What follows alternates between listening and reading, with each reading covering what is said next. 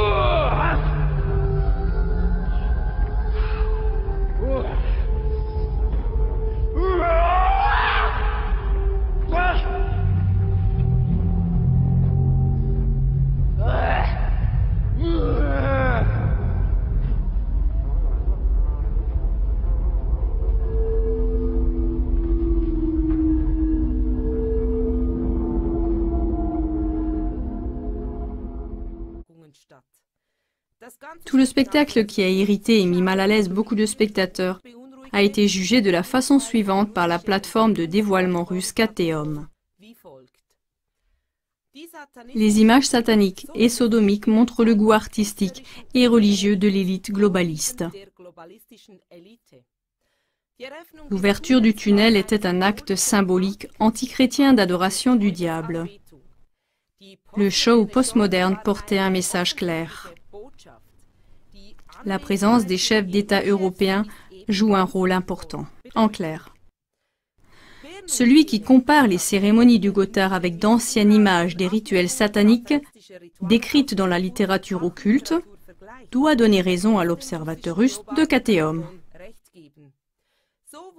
Ainsi, par exemple, ont été célébrées des pratiques diaboliques et ténébreuses allant jusqu'à un acte sexuel entre l'homme et le bouc nommé Baphomet.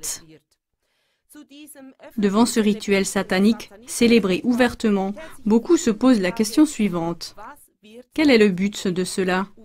Et qui se cache derrière? Qui sont les complices de cette mise en scène? CLA TV a fait des recherches sur cette question.